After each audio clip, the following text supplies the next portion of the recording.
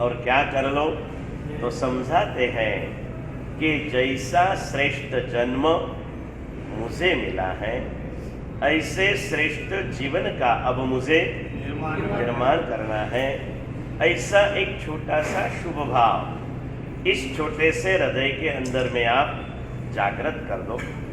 और ऐसा एक छोटा सा शुभ भाव अगर इस छोटे से हृदय में जागृत हो जाए तो जीवन में बहुत बड़ा परिवर्तन आ सकता है। लेकिन रोज समझा रहा हूँ ऐसे कि जीवन को श्रेष्ठ बनाने की बातें करना बड़ी आसान है। वास्तव में अगर जीवन को श्रेष्ठ बनाना हो तो उससे भी आसान है। लेकिन अब मुझे मेरे जीवन को श्रेष्ठ बनाना ही है, ऐसा दृढ़ संकल्प करना बहुत मुश्किल है।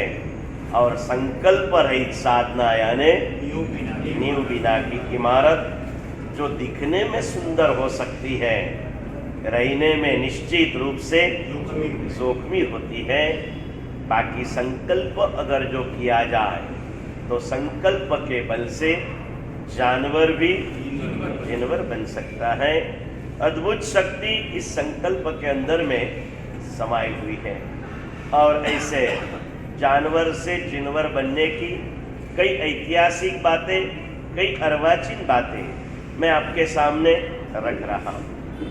आपके भी अनुभव में ऐसी कोई घटनाएं हैं तो जरूर मुझे शेयर करना। ऐसे भी होते हैं जीव, आते हैं अपने अपने परिचितों में से कि गुरुदेव हमारा कुत्ता ऐसा है, हमारी गाय ऐसी है, कुछ ना कुछ होते रहता है। शास्त्रों में लिखा है कि जैन कुल में आया तो पशु भी पावन बन जाता है।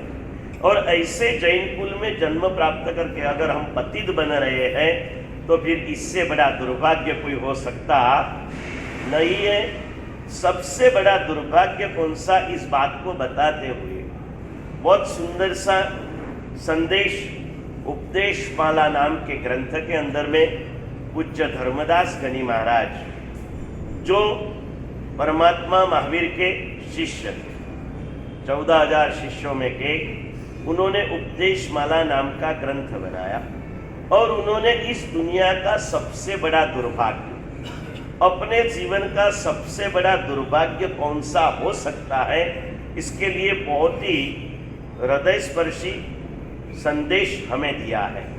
और कह रहे कि भाई ये तू समझ ले, इससे बड़ा दुर्भाग्य तेरे जीवन में कोई हो नहीं सकता। अगर ये दुर्भाग्य तेरे जीवन में जागृत हो गया हो तो इसे जल्दी से हटा देना। तेरी दुर्गति होने के पहले तू तेरे दुर्भाग्य को दूर कर देना। कौन सा हो सकता है सबसे बड़ा दुर्भाग्य? क्या हो सकता है अजीत भैया? मूलचंद उपदेश माला ग्रंथ के अंदर में लिखा है इस संसार का सबसे बड़ा दुर्भाग्य कौन सा। वैसे मैं शेष काल में कभी कही जाता, प्रवचन माला रहती तो एक दिन पूरा इस विषय के ऊपर 1.5 घंटे का प्रवचन करता हूँ कि सबसे बड़ा दुर्भाग्य। चलो सबसे बड़ा सौभाग्य बताओगे? हाँ, जैन कुल में मनुष्य का जन्म मिला, ये मेरा सबसे बड़ा सौभाग्य है। अब मेरा सबसे बड़ा दुर्भाग्य क्या? उपदेश माला के पदों के अर्थ के साथ कहता हूँ और एकाध बार हमारे जीवन का सबसे बड़ा सौभाग्य और दुर्भाग्य की एक अलग एंगल से आपके सामने बात रजू करूंगा। लेकिन आज उपदेश माला में जो बताया कि हमारा जीवन का सबसे बड़ा दुर्भाग्य, पप्पू भैया क्या हो सकता है? तो सुंदर, हाँ नहीं चलना, ये ऐसे बोला, लेकिन बहुत सुंदर आपने कहा। वही जवाब थोड़ा संस्कृत रूप में सजा धजा के ज्ञानियों ने रजू किया है ताकि बात स्पष्ट हो जाए। अपन जाके कहते सर दर्द हो रहा है, तो सर दर्द हो रहा है तो हो रहा है, लेकिन उसका कारण क्या, ऐसे जानने के बाद में उसकी दवाई अच्छे से होती है। बहुत सुंदर शब्द यहाँ पर लिखे हैं कि सुच्चाते जीवलोये जे जिन वयनम न यानन्ति। इस संसार के अंदर में सबसे बड़ा दुर्भाग्य वो है कि हमें हमारे जीवन में प्रभु वचन की प्राप्ति ना हो। जिसे प्रभु वचन की मतलब प्रभु शासन की प्राप्ति नहीं हुई है, ये हमारे इस जीवन का सबसे बड़ा दुर्भाग्य होता है, दुर्भाग्य है। फिर इससे बड़ा और क्या हो सकता है। और बहुत मार्मिक शब्द लिखे, जिन शासन नहीं मिला वो दुर्भाग्य नहीं, जिन वचन नहीं मिला ये दुर्भाग्य। जिन शासन में जन्म प्राप्त करने के बाद में भी जिन वचन सभी को मिलता नहीं है, और इसीलिए अंतिम देशना में प्रभु महावीर ने 4 दुर्लभ चीजें जो बताई ना, उसके श्लोक के ऊपर तो करीब करीब हर गुरु भगवान प्रवचन करते रहते हैं। शेष काल में कोई ग्रंथ वगैरह न रहा ना, हम जब छोटे थे, मुझे आज भी याद है, करीब करीब गुरु भगवान 30 श्लोक के ऊपर प्रवचन करते थे 4 दुर्लभ चीजों के ऊपर। चत्तारी परमंगानी दुर्लहानी जंतुनो मानु सत्तम सुई सत्ता संजमम्मी अवीर्य। इसमें मनुष्य जन्म से भी दुर्लभ जिन वचन का श्रवण की अभिलाषा हो, जिन वचन की प्राप्ति हो, जिन शासन की नहीं बताई, किसकी बताई? क्योंकि शासन की स्थापना भी प्रभु वचन के माध्यम से करते हैं। और इसीलिए वितराग स्तोत्र में कलिकाल सर्वज्ञ ने लिखा कि धर्मा धर्मो विना नांगम विनांगेन मुखम कुतो मुखाद विना न वक्तृत्वम तच्छास्तारोह परेग्रह। मतलब सीधी सादी भाषा में बताऊं, षड द्रव्य का पूरा अभ्यास हमारे यहाँ है। 6 द्रव्यों से संसार चलता है, तो धर्मास्तिका अधर्मास्तिका, इससे ये शरीर बनता है और रहता भी है और चलता भी है। ये शरीर बनने के लिए, उसे उठने बैठने के लिए और चलने के लिए ये 2 द्रव्य मुख्य माध्यम है, धर्मास्तिकाय और अधर्मास्तिकाय। ये 2 माध्यम से बनता है। अगर धर्म और धर्मास्तिकाय और अधर्मास्तिकाय न होते तो ये शरीर ही नहीं होता, ये अंग ही नहीं होता। ऐसे ही पुद्गल और आत्मा मिश्रित होकर भटकते रहते, मुक्ति का कोई संयोग ही नहीं होता। मुक्ति पाने के लिए शरीर बनना जरूरी है, विदेही बनने के लिए पहले देही बनना जरूरी है। और ये शरीर बनने के लिए धर्मास्तिकाय और अधर्मास्तिकाय नाम के 2 द्रव्यों से ये शरीर बना। शरीर बना तो मुख बना, शरीर नहीं होता तो मुख नहीं होता। धर्मा धर्मो विना नांगम, धर्मास्तिकाय और अधर्मास्तिकाय के बिना शरीर न होता। विनांगे न मुखम कुतो, अगर शरीर नहीं होता तो मुख कहाँ होता? मुखाद विना न वक्तृत्वम, अगर मुख नहीं होता तो बोल नहीं पाते।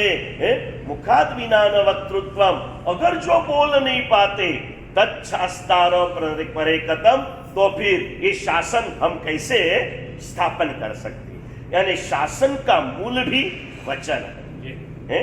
शासन स्थापना के लिए भी प्रभु का वचन और शासन साधना के लिए भी प्रभु का वचन। अलग अलग एंगल से इस बात को इसलिए समझाना पड़ रहा है कि हमारे समाज के अंदर में जिन वचन के श्रवण की रुचि दिन ब दिन टूटती जा रही है, घटती जा रही है। और इसका कारण है फालतू चीजों और विचारों से, फालतू श्रवण से मन इतना जड़ बन चुका है कि अभी उसमें कोई चेतना का प्रवेश होना ही संभव नहीं रहा है।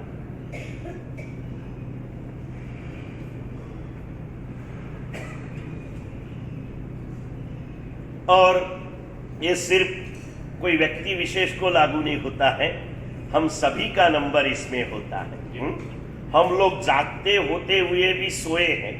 शास्त्रों में साधक आत्मा के लक्षण लिखे हैं। साधक किसे कहते हैं? साधक की विशिष्ट व्याख्या साधुता में प्रतिबिंबित होती है, इसलिए साधु के नाम से लिखा। लेकिन साधु मतलब साधक, साधक मतलब साधु। साधक की व्याख्या लिखी है कि वो खाए तो भी उपवासी होता है। साधक खाए तो भी उपवासी होता है और सोए तो भी जागृत होता है। साधक ઊંઘે તો પણ જાગતા હોય ને ખાવા છતાં उपवासी हो, ऐसी घटनाएं लिखी। क्योंकि जागृति ज्ञानियों ने चमड़े की आंखी की जागृति को जागृति नहीं बताया, अंतर चक्षु की जागृति ही वास्तव में जागृति होती है। और इसके लिए हम सब जब सो रहे हैं, बेहोश हो गए, भटक रहे हैं ना, तो जागृति की जब बात आती है ना, तो एक सुंदर मजा की बात, पूज्य रत्न सुंदर महाराज का पुस्तक बहुत सालों के पहले प्रकाशित, शायद पहले 150 के अंदर में नंबर होगा, अभी तो यात्रा 500 की सीमा तक पहुंचने की तैयारियों में है। वैसे ये 500 का सौभाग्य नागपुर को मिलने वाला था, लेकिन नागपुर का सौभाग्य अभी 2 साल तो लंबित हो गया है। आगे कितना होगा या वापिस नहीं आएगा वो तो मुनि सूरत दादा जाने। अगर उनको लगे कि रत्न सुंदर महाराज की नागपुर में जरूरत है तो बुला लेंगे, अगर उनको लगे नहीं नागपुर वालों को रत्न सुंदर महाराज की जरूरत,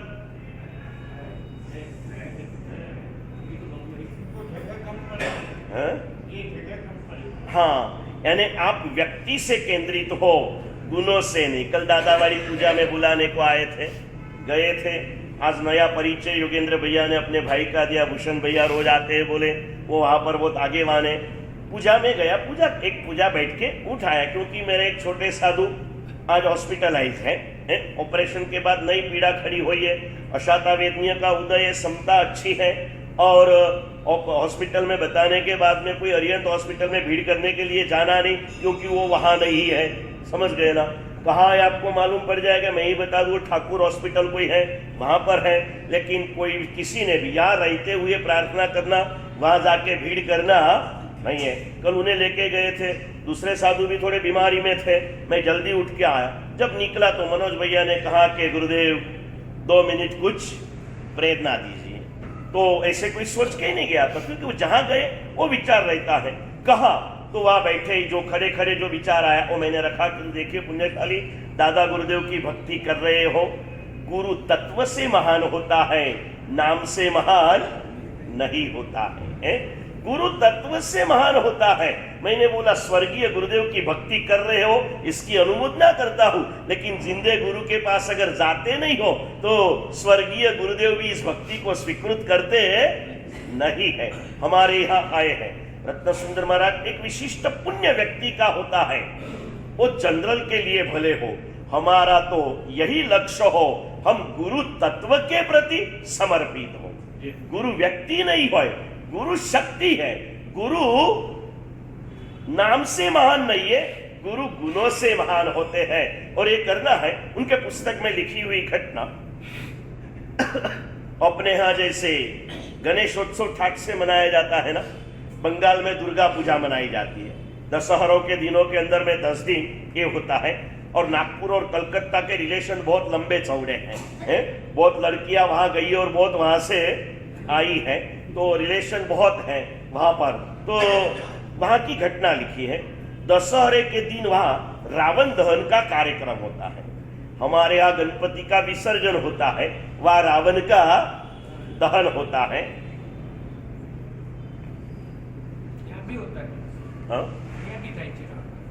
रावण दहन वो कलकत्ता का अटैचमेंट है ना। और अभी हर चीजें हर जगह पर पहुंच चुकी है, प्रमाण कम ज्यादा हो सकता है लेकिन होता रहता है। तो जैसे यहाँ भी गणपति के दिनों में मंडल वाले हर साल कोई नया नजराना पेश करने की कोशिश करते हैं, वैसे एक बार एक मंडल वाले को विचार आया कि यार अपन हर साल रावण का तो दहन करते हैं, क्योंकि वो अनीति का प्रतीक है, इसलिए दहन करते हैं। तो बोले इस बार अपन क्या करो, कुंभकर्ण को भी जला दो। किसको जला दो? बोले क्यों? तो बोले बहुत आलसू था, साल भर में सिर्फ एक ही बार जागता है, उसका भी दहन करा दो, वो आलस का प्रतीक है। सबको आइडिया बहुत अच्छी लगी। कुंभकर्ण बन चुके। दशहरे के दिन वो ट्रॉली के अंदर में रावण के बाजू में कुंभकर्ण की प्रतिमा पहली बार बनी, लोगों का आकर्षण बना। और पहली बार दहन होना था ना, तो ऐसे कार्य के लिए लोग बड़े लोगों को बुलाते रहते। उस समय काल के अंदर में बंगाल के मुख्यमंत्री के रूप में ज्योति बसु थे, उनको आमंत्रित किया गया। पीछे रावण और कुंभकर्ण की मूर्तियां खड़ी थी, उसके आगे ज्योति बसु को बिठाया। सब सरीके एक साथ में रहे तो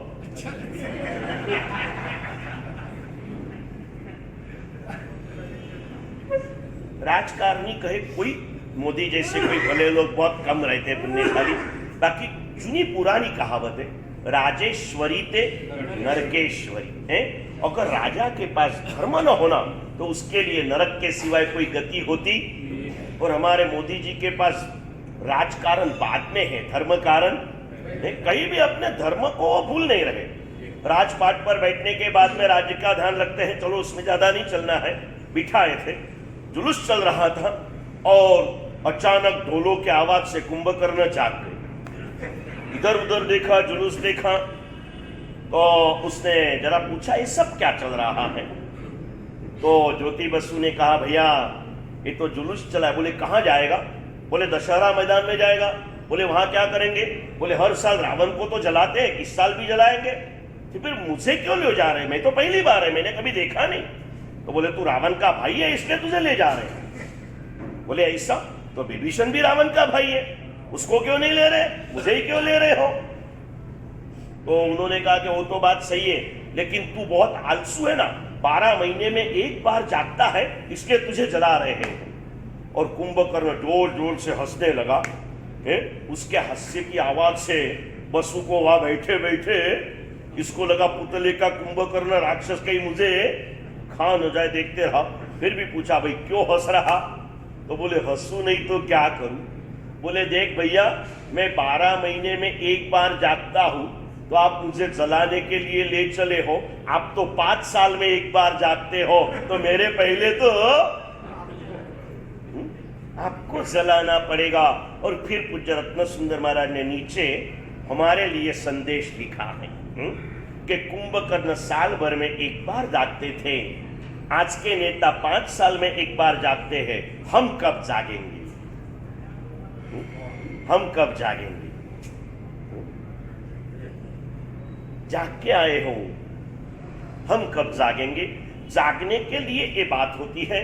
प्रभु वचन हमारी जागृति का एकमात्र अनन्य साधारण मार्ग है, और इसके बाबत में हमारे समाज में बहुत बड़ी उपेक्षा ज्ञान योग में आ चुकी है। ऐसे जब ये सब भी 12मासी फंड चालू हो गए ना, तो मौलिक भैया ने बताया गुरुदेव साधारण खातु भी लगभग भराई जाए छे, आंबेल खातु भी लगभग भराई जाए छे, खाली पाठशाला खातामां सौथी ओछा नाम आवे। क्यों भाई? जिसमें सबसे अधिक देना चाहिए। सच कहना, आपके फैमिली में अगर आपका बेटा पढ़ रहा हो तो 12 महीने का सबसे अधिक बजट कहाँ जाता है आपका? बेटे के एजुकेशन में है। इतना बीमारी में भी नहीं होता है, इतना घर खर्चे में भी नहीं होता है, इतना दागीने में भी नहीं होता है, इतना मोछोक में भी नहीं होता है जितना बेटे की पढ़ाई में होता है। और यहाँ पर सबसे कम बजट किस में होता है?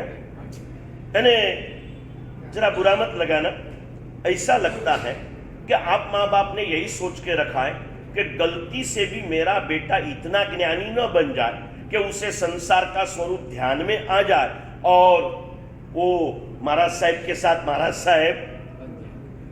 ये सावधानी रख रहे हो ना आप लोग? अभी ये कहने के बाद में अगर आप समझदार हो तो यहाँ जितने भी बैठे हो, जाते जाते पाठशाला में आपका नाम लिखा के जाना। नहीं लिखा तो समझ लूंगा कि आपको ज्ञान के प्रति कोई भी रुचि वाई क्यों नहीं है? क्यों नहीं ज्ञान के बारे में? फिर संकित ग्रुप वाले करोड़ का इनाम जाहिर करे तब 5-50 लोग पढ़ने के लिए लालायित हो जाए हैं? कर रहे हैं, लोगों को जगाने के लिए लोग कर रहे हैं। और कोई लोग करोड़ भी कोई संकित ग्रुप वाले घर से नहीं लाते ना भाई, देने वाले लोग हैं। 2 साल से नई स्कीम चालू की, 50 प्रवचन सुनने वालों का बहुमान है। अभी अपने अपने संघों में भी ये चालू करो विपिन भाई है, या तो नेगेटिव चालू करो। मैंने कहा था कि महाराज साहब के प्रवेश के बाद पर्युषण तक जो रोज प्रवचन सुनेगा उसे ही संवत्सरी प्रतिक्रमण करने को मिलेगा। करो ना, कठोर शिक्षाएं क्यों नहीं करते हो? उसको अगर पापी करना है, पापी रहना है तो रहने दो ना। कितनी लालच आपको देनी पड़ती है? कितना आपको मनाना पटाना पड़ता है। जैसे कि आपको मोक्ष में जाना नहीं है, हमें आपको क्यों नहीं? करो ना। हम छोटे थे, मुझे आज भी याद है, महाराज साहब अगर गांव में रहे, हमारी भी स्कूलें 7 बजे थी, हम भी स्कूल में जाते थे, लेकिन पूजा किए बिना कभी हमें पानी हमारी मम्मी ने नहीं पिलाया था। महाराज साहब गांव में रहे तो मस्तक के वासक से लिए बिना घर गए तो मम्मी घर से वापिस भेज देती थी। आज क्यों नहीं हो रहा है? है? होता है ना, स्कूल तो सभी की होती है। अगर अजीत का ऋषभ 7 बजे की स्कूल होते हुए भी पूजा कर सकता है तो उसके भाई का बेटा नहीं कर सकता? भाई आप सब भाई हो ना एक दूसरे के, साधर्मिक बंधु सब समान है, क्यों नहीं? क्यों नहीं? हमारे बच्चों को पाद-प्रतिक्रमण क्यों आता नहीं? कैसे पढ़ाई? देखो याद रखना, हीरे तो कम ही होगी। आप अपने बच्चे को हीरे बनाने चाहते हो या कोयला बनाने चाहते हो? किसमें गिनती करना चाहते हो? आया है हीरे की खान में। जैन कुल मतलब हीरे की खदान है? और हीरा भी कोयले के खदान में से ही निकलता है। आप आपके बच्चे को कोयला बनाना चाहते हो या हीरा बनाना चाहते हो? क्यों नहीं कर रहे हो? फिर आप कहोगे महाराज साहब बच्चे की क्या बात करें, हम खुद भी उस रास्ते पे चढ़े नहीं हैं। चढ़ना है, चलना है, करना पड़ेगा, और इस माध्यम से हमें आगे कुछ ना कुछ बढ़ना पड़ेगा। ज्ञान के अंदर में अरुचि क्यों है? संघ की योजनाओं के अंदर में विपिन भाई ने मुझे कहा, गुरुदेव एकाध वक्त साधारण ऊपरपन कहचो है। मैं तो कहूंगा संघ का कार्य है तो 12 महीने की पूरी पूंजी यही इकट्ठी होनी चाहिए, कहना क्यों पड़ता है? इनकम टैक्स भरते हो 12 महीने का, तो आपके वकील आपको आमंत्रण पत्रिका भेजते होंगे ना, है? रोज मैसेज आता होगा, बोर्ड लिखे जाते होंगे। अभी तो नए स्कीम का पूरा स्क्रीन का बोर्ड आ गया, मौलिक भैया कलरिंग में टाइप करके पूरा मैसेज लिख देते हैं। आपके घर में वो IT वाले भी, GST वाले भी मैसेज भेजते होंगे ना, है? कि भाव भरा आमंत्रण, सरकार माँ बाप की मेहरबान से आपने जो भी कुछ पाया है वो माता पिता के चरणों में समर्पण करने के लिए बराग भी आमंत्रण आवे ने कि नहीं आवतू जिस, और इसमें कोई विरोध भी नहीं करता है ना, पता है हमें है? बाजार के दिन यहाँ की पद्धत मालूम है, हमारे यहाँ मालूम है, शनिवार का बाजार रहता हमारे संसारी गांव में, और जो भी बाजार में बाहर गाँव वाले लोग आते ना, म्यूनसिपालिटी वाले लोग निकल जाते, छोटा सा कूपन देते, उस जमाने के अंदर में 1-1 रुपया उनसे लेके चले जाते। एक दिन 8 घंटे के लिए बाजार के अंदर में आके 100 रुपया कमाना है तो भी 1 रुपया देना पड़ता है, और उसमें कोई हर्ज नहीं होती है, क्योंकि हमें पता है जिस धरती पर रह के हम 2 पैसे कमा रहे हैं, पैसे मतलब हमारे सुख का माध्यम हम प्राप्त कर रहे हैं, तो हमें देना भी चाहिए। गिव एंड टेक का जमा है। जिस भूमि पर रहते हुए हम हमारे आत्म कल्याण की आराधना हमारे परिवार के साथ कर रहे हैं, तो वहां देने के लिए हमें कहने की जरूरत क्यों हो?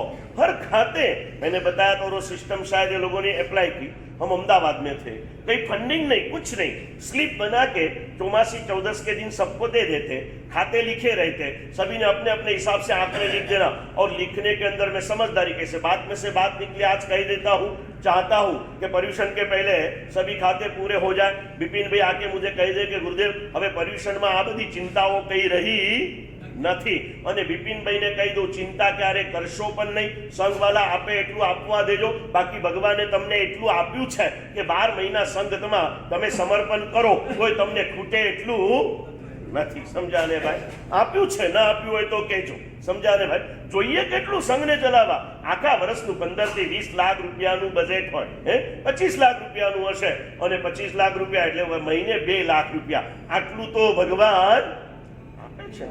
અને फिर से कहता हूं, देने वाले को देना है. किसको देना है भाई?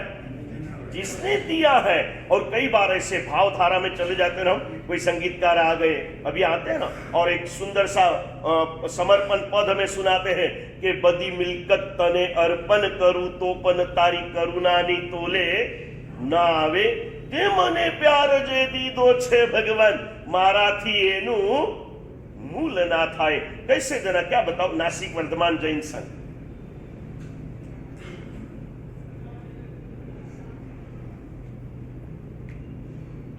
करीब 30 साल के पहले संघ की स्थापना हुई. गांव का बड़ा संघ पहले से ही था, संघ बड़ा हो गया, कुछ विचार भेद हो गए, शांति के कारण 2 संघ अलग हो गए, और ये संघ भी आज बढ़ते गया. पहले साल पप्पू भैया साधारण का फंड किया ना, जो पहले नाम रहते उन्होंने 9,000 रुपये से शुरुआत की, फिर पीछे वाले उसके पीछे आए. दूसरी साल में वो 9 वाले ने अपने 11 कर दिए, 7 वाले ने 9 कर दिए, तीसरी साल 15 किए, चौथी साल 21 किए. तो कोई कहने के लिए नहीं गया था. मेरा चौमासा, मैंने बोला ये कैसे होता है? तो बोले गुरुदेव हमारा घर में दर वर्षे खर्चो વધતો હોય, तो પૈયા વધવાનો જ છે, આમાં કઈ અમે કઈ ડાપણ નથી કરતા.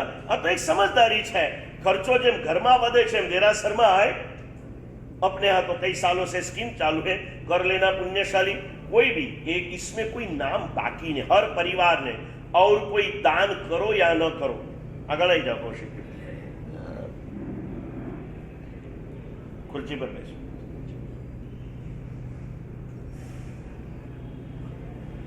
दान करना न करना ये हमारी भावना होती है, लेकिन टैक्स तो हमें चुकाना ही पड़ता है. ये तो हमारा कर्तव्य है. चलिए इस बात में आगे नहीं बढ़ना है. बात कहां से कहां तक पहुंच गए ना हम लोग, करना है. कहां से गए थे जयेश भैया? हाँ, हम कब जागेंगे? साधु खावा छता उपवासी होय અને ઊંઘવા છતાં जागतो होय. ये जागृति अंतरात्मा से हमें प्राप्त करनी है. और जब अंतरात्मा जागृत हो जाती है तो क्या होता है, इसके लिए अगर आप पूर्ण रूप से, पूर्ण तो कोई नहीं बता सकता, पूर्ण ज्ञानी भी पूर्ण नहीं बता सकते, जान सकते हैं लेकिन पूर्ण समझा सकते नहीं है ऐसे बात को, लेकिन हमारे आज के बुद्धि के अनुसार पूर्ण जानकारी मिले.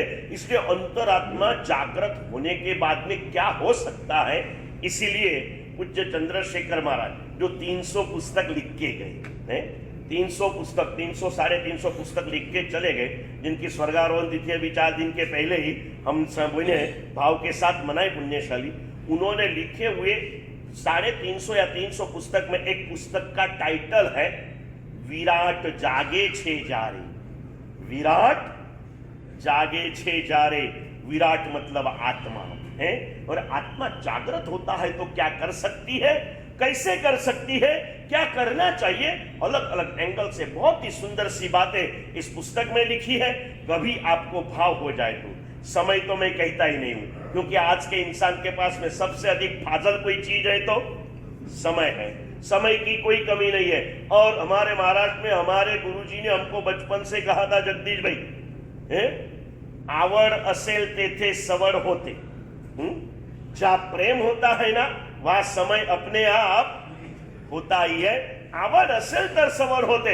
हमें परमात्मा के प्रति, शासन के प्रति, और जाने दो अपने आप के प्रति अगर स्नेह है, अपनी आत्मा को अगर हम चाहते हैं तो मान लेना कि हमें इसके लिए समय मिलेगा, मिलेगा और मिलेगा. यही समय, कितना छोटा सा समय हमारे पास में है, चाहे जितनी भी खींच ले, चाहे जितनी भी संभाल ले, 100 साल के ऊपर तो जाएगी नहीं. और जब भी पूरा होगा ना मौलिक भाई, मान लो कि मैं 60 साल में गया और अचानक गया, तो इसे गांवठी भाषा में क्या बोलते हैं निर्मल भाई, है ना, 100 वर्ष, कितने भी साल में गए ना, 2 साल का बच्चा भी अगर अकस्मात में मर गया ना तो लोग क्या बोलते हैं, एक्सीडेंट हुआ, और उसके 100 साल वहां के वहां. हमारी जिंदगी अधिक से अधिक कितनी भाई, 100 साल की, बराबर है. 100 साल की कहने के लिए 100 साल का एवरेज तो रहा नहीं, 60 इयर्स एवरेज रेंज चलती है. चाहे जितना साइंस बहुत सारी कोशिशें कर रहा है, अमर बनाने की भी कोशिशें कर रहा है, बहुत सारी कोशिश है. इस दंदक में जाना नहीं है, क्योंकि जो होना नहीं है उसकी चर्चा में हमें अपना समय खोना भी नहीं है, और अमर बन के करना भी कहा है हमें. शरीर बूढ़ा होने के बाद में लोग कई बार बोलते, मारा साहब હવે ભગવાન જલ્દી તેડાવે તો સારું. ત્યારે કહું જ્યારે બોલાવતા હતા ત્યારે આવ્યો નહીં, અને હવે કહે છે બોલાવો. સમજ્યા કે નહીં ભાઈ? ભગવાન તને બોલાવતા હતા, 8 વર્ષની ઉંમરે કીધું લે ભગવાને, આવી જા મારા ચરણોમાં, પણ તું આવ્યો 8ના 60 થયા, પણ તું ભટકતો ને भटकतो रहो. समझा ने भाई? जाने तो करना है, मरना तो नक्की है, निश्चित घटना है, मृत्यु आएगा. मृत्यु के पहले क्या करो, दशवैकालिक सूत्र कहता है, मिला है मनुष्य का जन्म, और चाहे जितना कुछ भी हो. जैसे आज भारत के भी कायदे है ना दिलीप भाई, जंगल एरिया में जाते हैं ना तो कोई भी जमीन की खरीदी नहीं मिलती है, लीज के ऊपर वगैरह मिलती है. आदिवासी की जगह भी खरीद नहीं कर सकते हो, लीज के ऊपर मिलती है. 99 साल के पट्टे के ऊपर मिलती है. चाहे आप 5 करोड़ रुपया दे दो, 50 करोड़ रुपया दे दो, लेकिन आप उसके मालिक नहीं बन सकते हो. वैसे करोड़ों जन्म की पुण्याय के पश्चात आत्मगुणों की कमानी करने के लिए इस मानव भाव में ये हाथ हमें परमात्मा ने दे दी. ये दुकान है गुनों की कमानी करने के लिए। आपने कितने रुपये दिए धवल भैया? कितने रुपये मत पूछो, कितने जन्म की पुण्य यहाँ पर अर्जित कर दी, तब उसके बाद में ये जन्म हमें मिला। फिर भी ओनरशिप में नहीं है, 99 साल के लीज के ऊपर मिला है। 99 साल तक तू चाहे जो करता है, तुझे रोकने वाला कोई नहीं है। लेकिन उसके बाद क्या होगा वो तू किसी को पूछ नहीं सकता है, क्योंकि वहां किसी की चलती। यहां तू जैसे करेगा, फिर एक बार याद करेंगे, जैसे कर्म करेगा है? बोलो तो हाँ, वैसा फल देगा है भगवान। जैसे कर्म करेगा वैसे देगा। और ये मिला है समय, करना तो है, चलना भी है, आगे भी जाना है। लेकिन मैं बहुत बार कहते आ रहा हूं, जैसे बड़ौदा से निकला हूं, बड़ौदा से लगाकर आज तक 25-50 जगह पर कह दिया कि हमारी जिंदगी हमें सिर्फ सफर नहीं बनाना है, सफल भी बनाना है। सफर अपने आप होती है, सफल हमें बनानी पड़ती है। और ये सफलता का मार्ग प्रभु ने हमें बताया। ये कब समय खत्म होगा इसका कोई भरोसा। और इसीलिए भगवान ने कहा, इस जिंदगी में तो बाकी सब कुछ खो देना, अगर जाता है तो जाने देना, लेकिन एक चीज को तू बिल्कुल नहीं खोना। वो चीज कौन सी गिरिड भाई? अंतिम देशना। प्रभु भी जाने की तैयारी में ना अजीत भैया, जाते जाते बहुत कुछ कहना है। फिर भी देखना, अंतिम देशना का संग्रह उत्तराध्ययन सूत्र के माध्यम से ज्ञानियों ने हम तक पहुंचाया, जिसके प्रवचन हम दिवाली से 10 दिन पहले से स्टार्ट कर देंगे। आखिरी 10 दिन में परमात्मा की अंतिम देशना देंगे। और आज पिछले 5-7 साल से अंतिम देशना के दिनों में पर्युषणा जैसा माहौल बन जाता है। लोग आते हैं क्योंकि दुनिया झुकती है, झुकाने वाला। अभी हमारे जैन संघ में मुंबई सूरत की ओर हमारे कौशिक भाई नवसारी से पधारे, पूछिए उन्हें, गुजरात में दीपावली के दिनों में प्रवचन का माहौल कैसे बन जाता है भाई? पर्यूषण जैसा बन जाता है, पुण्यशाली। और हमारे नागपुर में भी बनने वाला है, निश्चित रूप से बनेगा। क्यों नहीं बनेगा, बनाएंगे। समझाए तो समझ आ जाता है। कहते हैं इतनी अभी जल्दबाजी थी, जाने का समय था, फिर भी बहुत कुछ कहते समय परमात्मा ने देशना के एक 25% देशना परमात्मा की पूरी हो गई। एक बात जरा जोर जोर से प्रभु ने ऐसे ठोक ठोक के बताई कि भाई तुझे ये जो जन्म मिला है ना, जन्म मिला है तो मृत्यु तो निश्चित है, इससे तुझे कोई बचा पाएगा भी नहीं। और मृत्यु से बचने की कोशिश भी मत करना, ये तो जीवन का एक अंतिम पर्याय है। इसके बाद में तुझे नया जीवन मिलने वाला है। मृत्यु से कोई डरने की बात नहीं है। जीवन को जीना सीख ले तो मृत्यु भी तेरे लिए महोत्सव बन सकता है। लेकिन जब तक मौत ना आए तब तक जिंदगी अप डाउन तो चलती रहेगा। अप डाउन तो जिंदगी में होता ही है। किसी की जिंदगी ऐसी ना हो कि एक रूप से चलती हो। अप्स डाउन तो आते हैं और आते हैं, इसमें कोई फर्क नहीं पड़ेगा। बाकी सब कुछ खो जाए तो खोने देना, लेकिन एक चीज को बिल्कुल नहीं खोना। वो चीज कौन सी गिरिड में? हाँ, मूलचंद जी बोले, लेकिन ये उन्होंने जिए नहीं ये चीज को, समझे ना? बहुत सुंदर बात। समयम गोयम मां कमाए। हे गौतम, बाकी सारी गलतियां करना, लेकिन एक समय को भी तू कभी खोना नहीं। और अपने गुरुदेव के शिष्य मुक्ति वल्लभ श्री महाराज ने बहुत सुंदर सा एक संवेदना लिखे कि प्रभु અમે તો તારી આજ્ઞાના પાલક છીએ, જે એક સમય ખોવાની ના પાડી છે ને, એટલે અમે જ્યારે પણ સમય ખોઈએ છીએ ત્યારે એક નથી ખોતા, કલાકોના કલાકો અમે खोने जैसा नहीं है। क्योंकि याद रखना, बाकी सब चीज का निश्चय हो सकता है। व्याख्यान 10:30 का छूटने का टाइम है, 2-5 मिनट आगे पीछे छूट जाएगा। दुकान में जाने का समय 2-5 मिनट आगे पीछे पहुंच जाओगे। संपूर्ण अनिश्चित कोई चीज है ना, तो वो तेरी सांसें हैं। ये कब रुक जाएगी, ये नसों में से खून बहना कब बंद हो जाएगा, आंखें का पटपटाना कब रुक जाएगा, कोई भरोसा नहीं है। और इसीलिए सबसे बिन भरोसा पात्र कोई है तो क्या है? ये तेरी जिंदगी है। और इस जिंदगी के अंदर में छोटे से समय में तू यहाँ आया है, सुख को खोजते खोजते तू यहाँ आया है। 4 गति के संसार में हर दम हर कदम तू शोक को खोजते खोजते यहां आया है और अब तू ऐसे स्थान पे आया है દુનિયામાં ક્યાંય પણ સંતરું ન મળે તો નાગપુરમાં મળે કે ન મળે ભાઈ? બરાબર છે ને? એમ ચાર ગતિમાં ક્યાંય પણ સુખ મળે કે ન મળે, માનવ ભવમાં તો મળે મળે ને મળે. अब तू इस सुख के बाजार में आ चुका है, तुझे सुख मिल सकता है, लेकिन अभी अगर तू प्रमाद में रह गया तो तू जो पाया है खो देगा. 99 વર્ષ માટે મળેલો આ કરાર સાથે મળેલો આ દેહ, આ જીવન, આ શરીર, એને तू तारा सारा मार्गे वापर. जे मैं मेरी जीवन की अनुभूति की बात बताता हूँ पुण्यशाली. छोटे थे ना तो हफ्ते में एक बार दो बार, या तो स्टार्टिंग में जब सीख रहे थे ना तो रोज एक बार साइकिल वाले के यहाँ से 10 पैसा घंटे के ऊपर किराए से साइकिल लेके जाते थे. 10 पैसे के घंटे के ऊपर किराए के ऊपर, और वहां से अगर पुलिस ग्राउंड था वहां पर चलाते रहते, गिरते रहते, पढ़ते रहते और चलाते रहते. और ऐसे समय में ऐसे भी अनुभव हुए हरीश भाई कि साइकिल तो 10 पैसे से ली है और बीच में एक मित्र अचानक आ जाता है, ए भैया ले लेना, एक कुल्फी खा लेना, मेरी तरफ से ले ले. 5 पैसे की कुल्फियों खिलाने के लिए आता. मैं उसको कहता भाई अभी 1 घंटे तक कुछ भी मत बोलना, 10 पैसा देके साइकिल लाया हो, 1 मिनट भी 1 सेकंड भी गवाऊंगा. 10 पैसा આપીને 1 કલાક માટે લીધેલી સાયકલમાં 1 મિનિટ પણ બગાડવી પોસાય નહીં. કરોડો જન્મની પુણ્યાઈ ખર્ચીને મળેલા આ માનવ જન્મને જૈન ધર્મના સંયોગને આપણે શા માટે ખોઈ રહ્યા છીએ? याद रखिए, मृत्यु का समय निश्चित न होने पर भी अगर आपको कोई बता दे तनसुख भाई कि तेरी मौत निश्चित मैं बता सकता हूं, तो आप क्या करोगे? तनसुख भाई कहेंगे इतने सारे में मेरी मौत दिखी साहब जी को? तेरे पहले तो मैं हर दम मेरे मौत को सामने रखता हूं. भगवान ने कहा है मौत से डरना नहीं और मृत्यु को भूलना नहीं.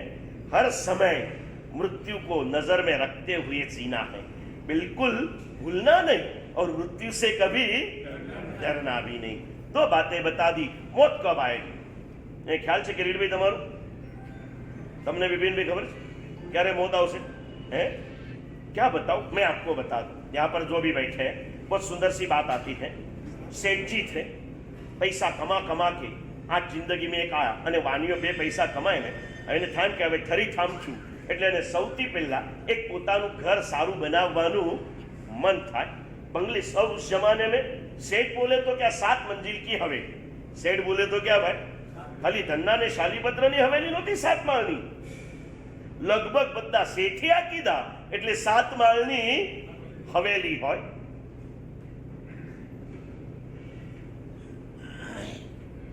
ऐसे ही हवेली बना दिया. आखिरी पैगाम चल रहा था, सब टचिंग बोलो, कटिंग बोलो, शटिंग बोलो, वो सब काम चालू थे. सेठ खुद सुबह 1 घंटा वहां आते, हर एक जगह पर देखते, जिसने अच्छा किया उसको थैंक यू कहते, जिसकी गड़बड़ हो उसको सूचना देते, कल सूचना दी थी आज नहीं सुधारी तो उसको थोड़ा ठपका देते. ये सब काम चालू था. और उतने में अचानक सेठ जी के जो गुरु थे, योगी जी थे, सन्यासी जी, वहां पर आए.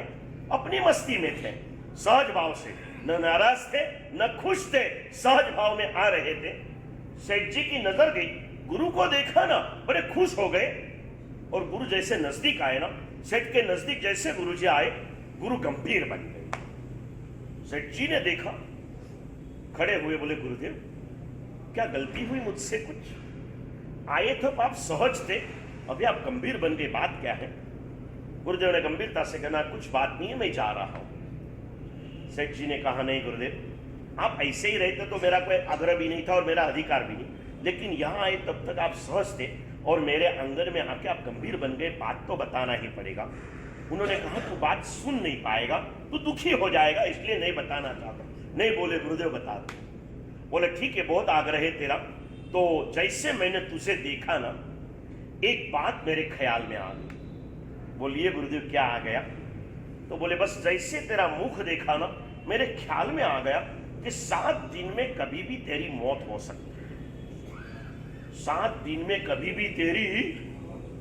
एक बार तो हबक खाया सेठ ने, फिर कहा गुरुदेव कुछ नहीं, जाना तो है, नसीब मेरा आप जैसे गुरुदेव मिले, नहीं तो जाने का समय कभी मालूम होता नहीं है। आपने समय बता दिया गुरुदेव, आपका बड़ा उपकार, आशीर्वाद दीजिए।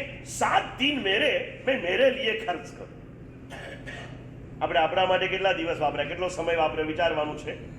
वहां पर सब सूचना देके चले गए।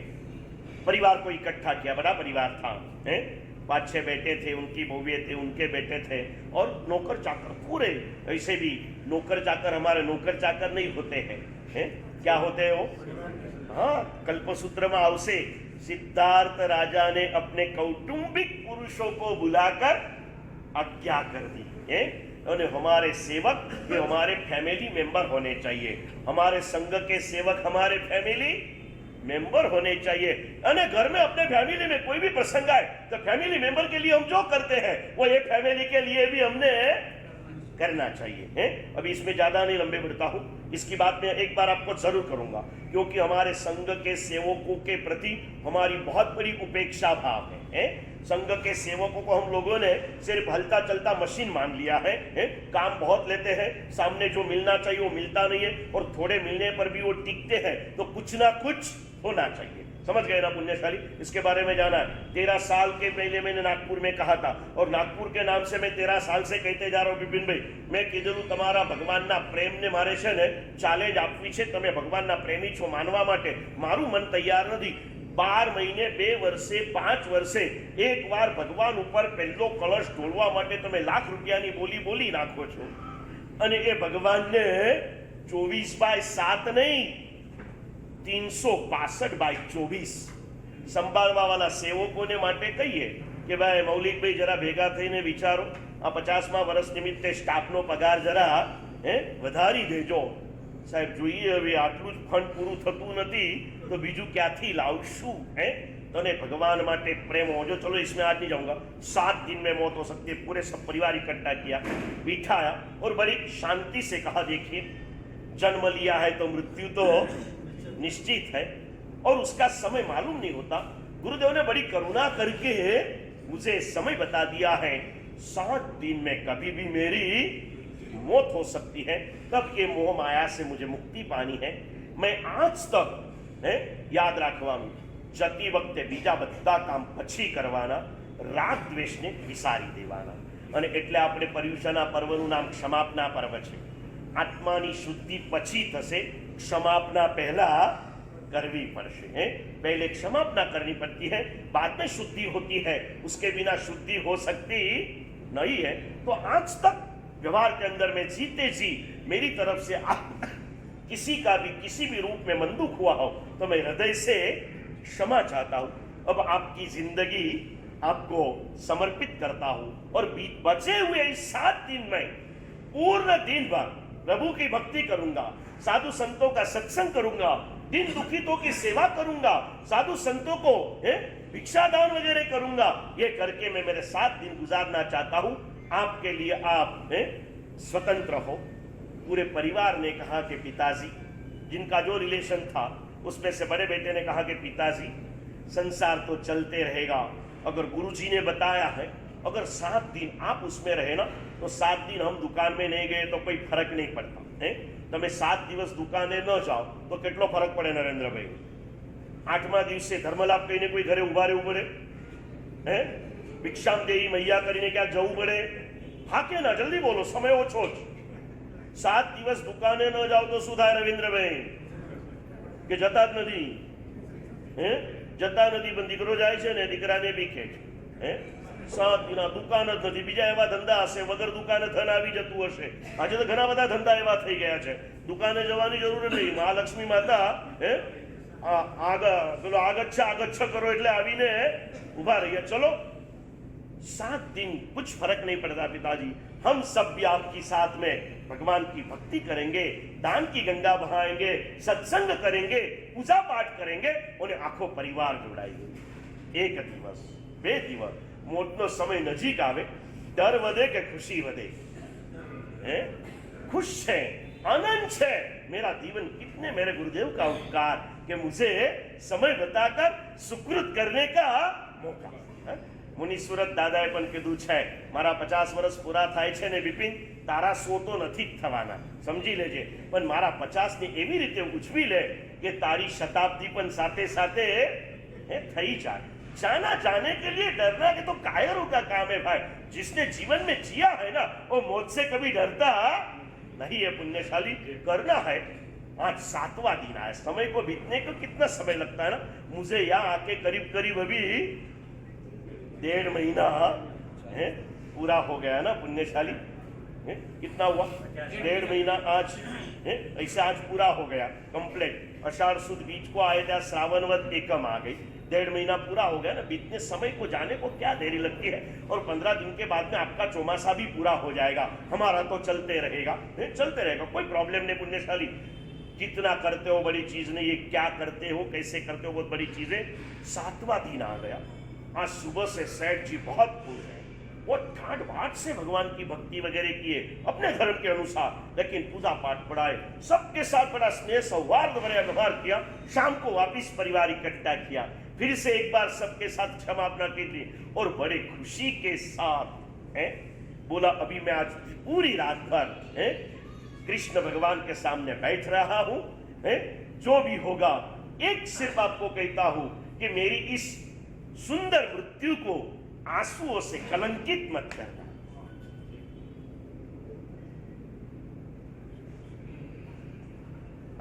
सेठ जी तो बैठे, पूरा परिवार सेठ जी के साथ बैठ गया। समय बीतते चला। 9 बजे, 10 बजे, 12 बजे, 2 बजे, 4 बजे सेठ जी की प्रसन्नता बढ़ रही है। पूरा परिवार भी शांति से बैठा है। सेठ जी के एक नख में भी फर्क नहीं हो रहा। आखिरी प्रहर प्रारंभ हुआ। आखिरी 2 घटिकाएं बाकी रही और सूरज उग गया। सेठ जी जैसे के तैसे सूरज उगने की रोशनी देखी, खड़े हुए, बाहर आ गए परिवार के साथ। और जैसे बाहर के हॉल में आए वो सन्यासी गुरुदेव द्वार पर आए। याद रखना, अगर आपने हृदय से किसी को गुरु बना लिया हो ना तो वो गुरु आपके जरूरत के समय पर आपके साथ में होगे और होगे। मुश्किल के हर समय पर वो साथ में होते हैं। श्रद्धा को कभी कम मत होने दीजिए।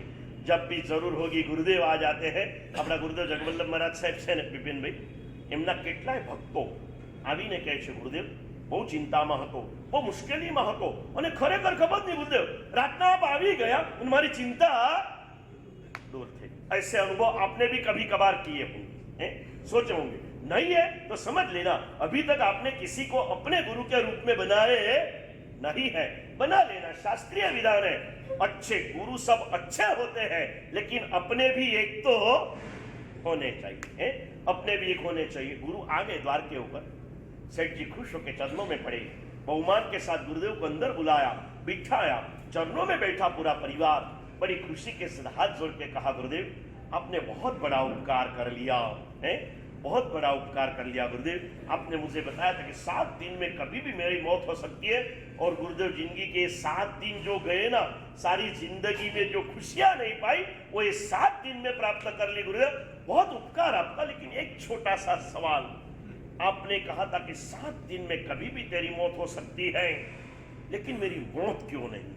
आज तक आपने जो बताया था वो सब कुछ हुआ है, ये क्यों नहीं हुआ? गुरु हंस रहे थे। गुरु ने कहा मैं आज भी तुझे यही कहता हूं कि 7 दिन में कभी भी तेरी मौत। सेठ जी नहीं समझे, नागपुर वाले समझ गए ना। हल्दीराम की संतरा बर्फी खाते हो तो इतना तो आएगा ना। हाँ, सेठ जी नहीं समझे। जो नहीं समझे उनके लिए और समझने वाले को भी आगे बढ़ाने के लिए सेठ जी ने कहा कैसे? तो मैंने ये नहीं बताया था कि आने वाले 7 दिन में तेरी मौत होगी, लेकिन मैंने ये कहा था जब भी तेरी मौत होगी ना 7 दिन में कभी भी हो सकती है। या तो सोमवार को होगी, या तो मंगलवार को, बुधवार को, गुरुवार को, शुक्रवार को, शनिवार को, रविवार को नहीं होती ना अभी। यमराज भी रजा लेता है। यमराज भी क्या लेता है? रजा लेता है ना भाई। रजा ले लेते हैं। नहीं, कभी भी 7 दिन में मौत हो सकती है। और मौत के लिए अगर कोई समय निश्चित नहीं है तो धर्म करने के लिए जब मन कहे करीशु। विपुल भाई मनसु કહે છે બધું જ ગમે છે, સાહેબજી કહે છે વાત સારી છે। તારાનો ફોન આવે ને એટલે કે પપ્પા કંઈક તો કરો, કંઈક તો કરો। એટલે વિપુલભાઈ કહે કે હા બેટા બધું સમજુ છું, સાહેબજી એટલું બધું સરસ કહે છે, એટલું બધું એમ જ થાય છે કે ઘરે જવા જેવું જ નથી। પણ બેટા હવે જવું તો પડે ને અને નહીં હું કરવાનું છું બેટા, પણ બસ હવે પર્યુષણ આયા ને એટલે હવે તો.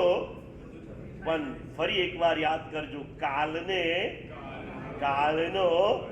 ભય છે, काल ने कालनो भय छे, मत कीजिए ये सोच मत कीजिए, आज जो हो सकता है इसे कल के ऊपर मत छोड़िए, आज का आज कर ही लीजिए पुण्यशाली, बिल्कुल कल के ऊपर मत छोड़िए।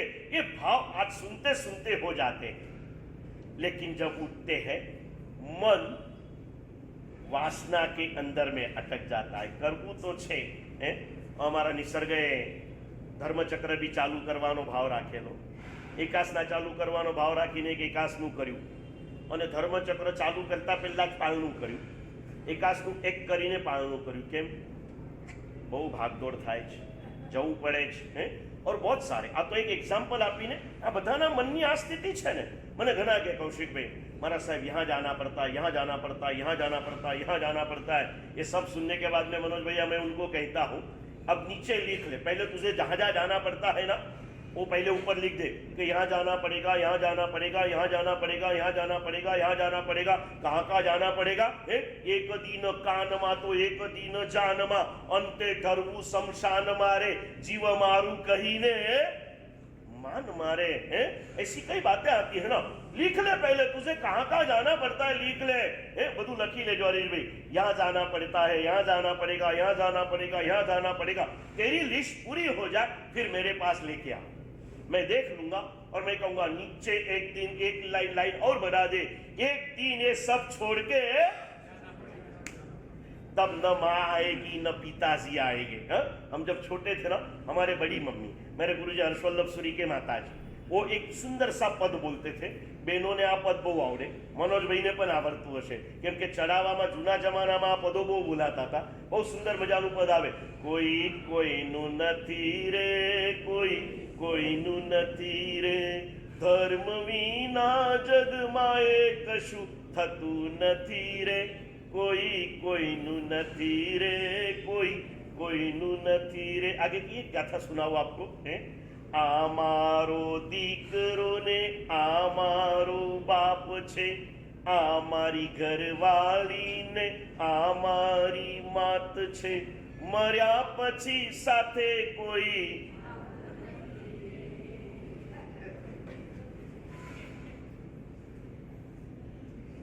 जीते जी व्यवहार को भूलना नहीं है, लेकिन आज के शुभ भाव को कल के ऊपर भूलना भी नहीं है। करते रहो, बिल्कुल फिक्र मत करो, तेरी जितनी आवश्यकता है प्रभु तुझे देगे देगे और देगे। साधना, और इसीलिए दशवैकालिक सूत्र के दूसरे अध्ययन के प्रथम पद के अंदर में संयम भाव श्री महाराज ने कहा कि तू बातें तो बहुत अच्छी अच्छी करता है, मोक्ष की बातें करता है, धर्म की बातें करता है, साधना की बातें करता है, लेकिन जब तक तू वासना पर विजय प्राप्त नहीं करता है, वासना को दूर हटाता नहीं है, तब तक तू कोई भी साधना कर सकता नहीं है। अट्ठाई करने का मन होता है, एकासना करने का मन होता है, प्रतिगमन करने का मन होता है, 2 रुपया खर्च करने का मन होता है, लेकिन वासना यहां पर अटकाती है। इसलिए लिखा कहम नु पूजा सामान्य जो कामे न निवारे। कामे मतलब कामना, मतलब वासना। जब तक तेरी संसार की वासना को तू हटाता नहीं, तब तक तू कोई भी साधना कर सकता नहीं। हमें अपनी वासनाओं को हटाना है पुण्यशाली, साधना के पथ पर चलना है। और साधना का पथ मतलब प्रभु महावीर ने बताया हुआ पथ। और प्रभु महावीर ने सिर्फ एक मार्ग नहीं बताया, जिस दिन साधु धर्म की स्थापना की ना, उसी के साथ ही श्रावक धर्म आगे बढ़ो, गृहस्थ धर्म की स्थापना भी प्रभु ने उसी के साथ की। किसी को दीक्षा लेकर के धर्म स्थापना नहीं की। जब धर्म स्थापना की तब क्या क्या किया भाई? सिर्फ गौतम को दीक्षा दे दी और स्थापना कर दी? नहीं, चारों की स्थापना एक साथ में होती है, तभी धर्म होता है, तभी धर्म होता है।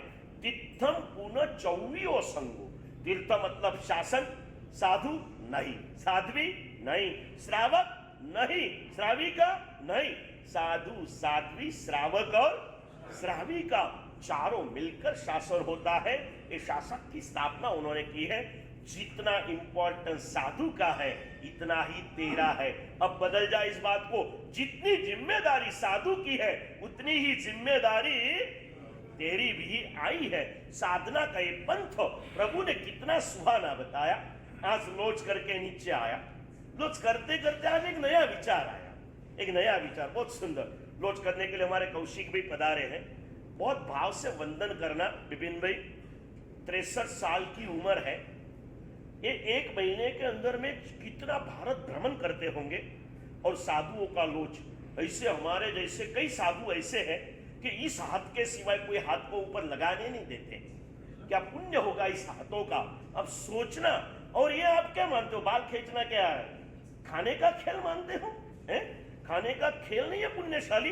ये भी एक बहुत बड़ी कला है, ये भी एक बहुत बड़ी कला है। और इसलिए क्या कहूं आपको, मैंने लोच कराया, उन्होंने मोरा लोच किया ना, मुझे एक छठ तप का फल मिला, उनको एक अट्ठम का फल मिला। कितनी कठिन साधना होगी। अभी पूर्व जैसे भी बातें नहीं रही। बाकी जो लोच करते हैं ना, उसके बाद में लोच कराने वाले ने लोच करने वाले के हाथों को दबा देना है, गर्म पानी से झाड़ के देना है। ये सारी विधियां बताई है। ये पुण्यशाली अभी गृहस्थ है, ऐसा करने भी नहीं देते है? बहुत उत्तम कक्षा के साधक है पुण्यशाली। ऐसे साधकों का बहुमान भी हम करें। लोच करते करते एक विचार आया। ये तो मैं आके, मुझे तुरंत यहाँ आना था ना, आके बोला, नहीं तो जा भी लोच करता हूं ना, आने के बाद में पहले लोग देखते रहते कि कौन से नए महाराज आज विचार करके आए, देखने लग जाते। विचार ये आया कौशिक भाई, मैं जब नीचे आया ना मौलिक भाई, तो नीचे जब आया, जब भी आते हैं हर गांव में लोच करके ना, फिर लोग कहते हमारा सर तुम्हें तो एकदम युवान लागो है। तो फिर मैंने कहा था ये लोच का क्या प्रभाव होता है कि बुढ़े को जुआन बना देता है। बुढ़े को क्या बना देता है नरेंद्र भाई? હું સવાર સુધી 60 વર્ષનો લાગતો હતો, હવે 30 વર્ષનો लागू છું ને। ये परमात्मा की साधना की शक्ति है जो हमारी निकल चुकी शक्तियों को भी वापिस, ये काया का रूप नहीं बदला, आत्मा का स्वरूप भी बदला। 6 महीने में आत्मा के ऊपर लगे हुए जो भी कर्म के आवरण थे ना, कितने कर्मों के आवरण हट गए।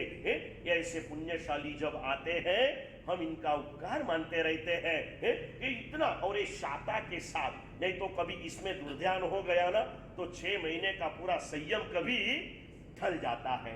इतनी शाता के साथ छोटे छोटे साधु से लगाकर बड़े बड़े बुजुर्गों तक सभी का लोच ए पुण्यशाली करते हैं। बात साधना की कर रहा हूं।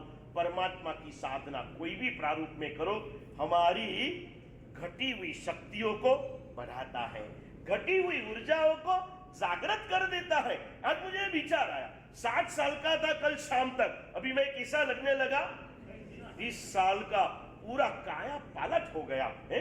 जैसे व्यवहार के अंदर में काया के रूप को निखारने के लिए कायाकल्प होता है। क्या होता है? कायाकल्प नाम की एक क्रिया होती है जो बुढ़े शरीर को वापिस युवानी देती है। हमारे यहाँ काय क्लेश नाम का तप है। कायाकल्प करके काया को निखार दोगे ना, फिर भी दुर्गति की ओर जाना होगा। और काय क्लेश के रूप में लोच करके अगर खड़े होंगे ना तो आत्मा का तेज निखर उठेगा। सुंदर सी साधना आज कर दी है। ऐसी साधनाओं से भरपूर ये मेरे प्रभु का शासन, ऐसी ये साधना। और एक सुंदर सा मौका हमारे संग में अभी आ रहा है। आज हो गया बुधवार, रहे बीच में सिर्फ 3 दिन। आज मंगलवार है। हाँ, शायद बुधवार એટલા માટે ભૂલાઈ ગયું બિપિનભાઈ, કેમ કે હવે ગયા પછી તમે સીધા બુધવાર જ દેખાવાના, એટલે બી ભૂલાઈ જાય, એવું બની શકે ઘણી વાર। એટલે કદાચ ભૂલ એવી બી થઈ જાય કે જે વાસ્તવિક હોઈ શકે કદાચ। और अगले जैसे ऐसे साधु भगवान, साध्वी जी भगवान, और हमारे नागपुर के लिए भी गौरव लेने जैसी घटना है कि ऐसे दूर देश में रहते हुए भी हमारे नागपुर की धरती में जन्म लिए ऐसे कई आत्माएं इस जैन शासन की संयम जीवन की साधना कर रहे हैं। और संयम की साधना करने वाले को वंदन करने के पहले हमारे यहाँ संयमी को जन्म देने वाले माता पिता को भी वंदन किया जाता है। विशेष बात करेंगे, अगला रविवार हमारे लिए एक अवसर है। नागपुर में जितने भी संयमी हो चुके हैं, आज जी रहे हो या भगवान के पास पहुंच चुके हो, लेकिन उनके अगर माता पिता हयात है तो माता पिता, नहीं है तो उनके परिवार के जो वडील हैं, इन सभी की अनुमोदना और बहुमान का एक सुंदर सा अवसर यहाँ पर होगा। सुंदर सा यहाँ पर एक दरबार बनेगा, जैसे कि समोसरन बना हो, ऐसा सुंदर साज सज्जा होगा। और ऐसे पुण्यशालियों का बहुमान, उनकी सभी साधना, और उस दिन के अंदर में हमारे छोटे साहब जी उनके पिताजी, यानी जिन्होंने खुद अपना बेटा संयम जीवन में दिया है, उनके द्वारा हम ये माता पिताओं के प्रति संवेदना को प्राप्त करेंगे। बंबई भिवंडी से हमारे संगीतकार पधार रहे हैं, उनके द्वारा संगीत के इस भावों के अंदर में चलते जाएंगे। एक एक मौका आ रहा है। अभी बाकी की सब झंझट को छोड़ के कम से कम आखिरी के 15 दिन तो हम अपने लिए रिजर्व करें। जैसे सेठ ने 7 दिन जिया था, हम कितने दिन जिए भाई? 15 दिन। और देखो समय के साथ सद्भावना भी बढ़ रही है। एक नया मैसेज आपके यहाँ आ चुका होगा विपिन भाई, कल एक नया मैसेज पास हो चुका होगा कि आज से लगाकर हमारे नागपुर के जो भी श्रावक श्राविका गण अपने रोज के पापों की शुद्धि रोज करना चाहते हैं, उनके लिए एक नया सेशन प्रतिक्रमण का मनोज भैया चालू हो रहा है। और आज से रोज रात को 8:30 से 9:30 आत्म शुद्धि का एक दूसरा अभियान प्रतिक्रमण दूसरी बैच के रूप में चालू हो रहा है। पहली बैच में आपके पास में अगर बहाना था, तो अब एक मौका आपको मिला है। इस मौके को हृदय के भावना के साथ स्वीकृत करें पुण्यशाली। और 8:30 बजे, जो 7:30 को नहीं पहुंच सकते हो 8:30 बजे पधारना।